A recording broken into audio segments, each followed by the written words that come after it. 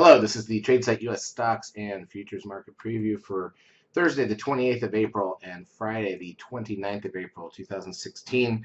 As usual, we don't really do market previews Thursday night going into Friday because most of what we have looked at for the whole week has already come to fruition, and Fridays tend to slow down. This week should be no different in the sense that even though we're getting past earnings, we just finished a two-day Fed meeting, and we've got the big GDP number Thursday morning. Friday is not only a Friday, but it's end of month, so the statements will print.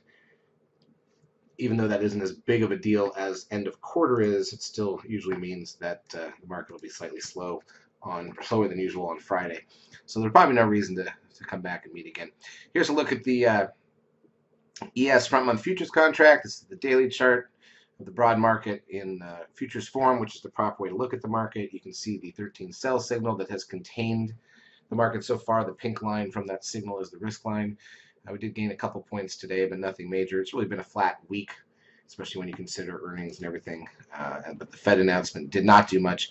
And let's go through the cash indices and everything else right now, and we'll see. But not only do we have that 13 sell signal here, but you'll notice even though this part hasn't sold off yet, the NASDAQ side really has. So here's a look at the crude oil. And so today is the 13 sell signal. We were talking about how that could complete today. It is now in place on the QM. Front month contract, so that should be the high potentially, or around here. You still have room up to the risk line, which looks like it's up around just over 48 really. So this is just a general exhaustion signal after the move up since February. But again, it gained $1.22 today to 45.27. YG contract, this is gold, gained 5. You can see the sell signal there, and they've never got to that pink risk line. It's been fairly flat though. So the S&P cash index gained $3.40 or 3.45 points today. Not a big deal. The NDX, on the other hand, see, when the 13 sell signal hit on the broad market, the NDX has been down more since. 36 points. That was on the backs of Apple and Twitter, both missing. SOX gained 6.84. That's interesting. This is a nice, basically inverted head and shoulders style formation, or a cup and handle, depending on what you look at. You know, over about that 692 area, the SOX is a nice 6-7 month breakout in the middle of the market topping, and NASDAQ side getting hit. That's kind of interesting.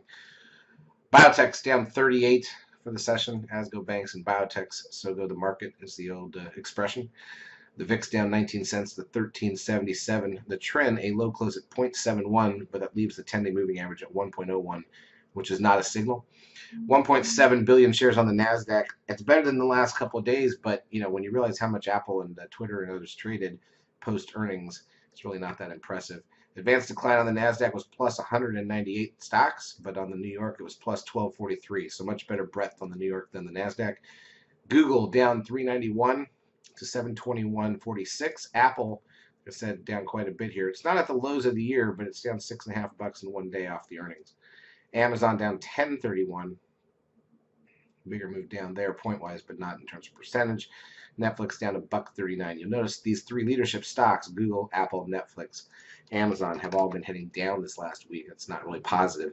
Meanwhile, here's a look at Tesla. You can see the 13 sell signal there. And again, the pink risk line, that's the wall.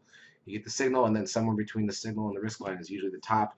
This thing's been flat. So you're seeing these same signals in a lot of places right now. That doesn't usually bode well for the market going higher without some magical news to save the day. All right, let's look at the intraday action. So here's the ES. Gap down, pushed up for about 5 minutes, couldn't fill the gap, although it did fill the cash gap, which ignores the extra 15 minutes, the last 3 bars of the prior day. Then we rolled over, headed lower for the first 45 minutes or so, not significantly, maybe 10 points total on the ES. Came back up, and heading into lunch, we were basically right where we started in the opening 5-minute candle. Drifted through lunch, and then we had the Fed announcement. Initial move to the downside, that's wave 1. Spike back up was wave 2. Wait about 20 minutes, and then it looks like wave 3 was to the long side, although we then sold off in the last few candles of the day there. NASDAQ, obviously much more negative. Gap down, pushed up for 5 minutes, headed sharply lower.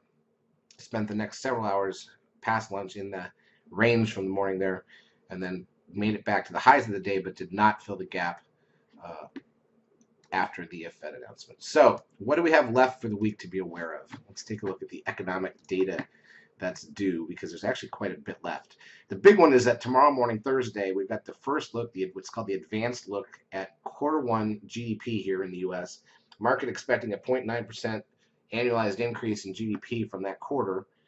We'll see what we actually get. That's a big number. The first look is always the biggest number. It's a quarterly number. Next month they'll revise, and the month after they'll revise. But it's the first time you take a look at it that usually matters to the market the most. That comes with the chain deflator number. We've also got initial and continuing jobless claims hitting at the same time. The initial claims number is the one that matters there. It's expected around 260K. Then an hour into the market, we've got the weekly natty gas numbers. Friday, an hour before the bell, we've got core PCE prices, the employment cost index, personal income and spending. And then at 9:45, so 15 minutes into the market, the Chicago PMI, and 30 minutes in, Michigan sentiment. That's the final number for April. It's a lot of data, but again, I would think after that data comes out, maybe Friday morning, like today, the first hour could be a good opportunity. We had a good solid day-to-day trading in the first hour, but after that, people are going to head out for the weekend, but also with month end and everything else. I wouldn't expect a ton Friday after the first hour or two. Thursday could be exciting, potentially both morning and afternoon. I think that's why we got to try to make our money there.